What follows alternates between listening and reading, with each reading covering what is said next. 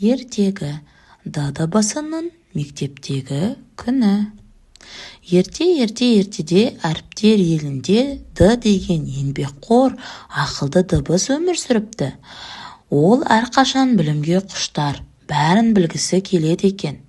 Бір күні д дыбысы ойланып, мен де балалар сияқты мектепке барғым келеді, деп қуанып жолға шығады.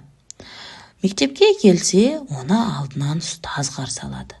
Қош келдің, д дыбысы, біз бүгін сен туралы жаңа сөздер үйренеміз.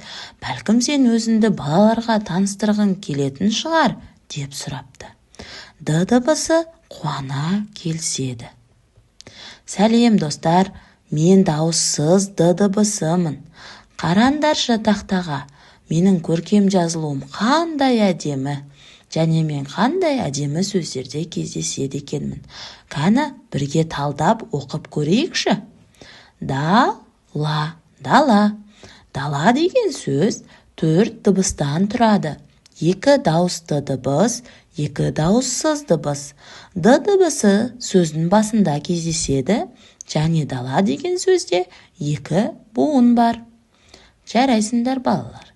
Келесі сөз дана. Дана деген сөз 4 дыбыстан тұрады. 2 дауысты дыбыс, 2 дауыссыз дыбыс. Қалай ойлайсыңдар балалар?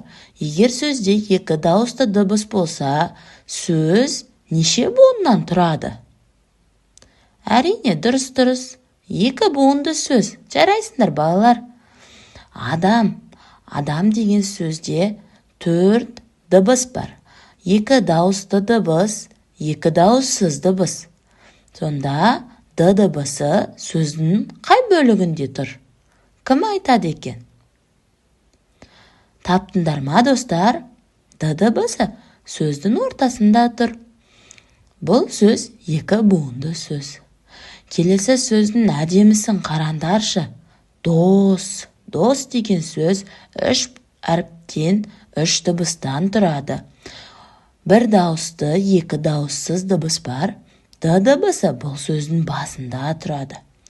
Достар, көрдіңдер ма? Біз осы сөздер арқылы сендермен дос боламыз. Балалардың бәрі дауыстап қайталап, д дыбысын қуантты. Д дыбысы оған мәз болып, менсіз бұл сөздер әдемі болмай қалады екен ғой деп күліпті. Сабақ соңында балалар мен д дыбысы бірге домбырамен күй тартыпты. Достық әнін айтып, бәрі мәз-мейрам болады. Содан бері д дыбысы мектептің ең сүйікті қонағына айналады. Балалар да д дыбысының дауыссыз дыбыс екенін естерінде жақсы сақтаған екен.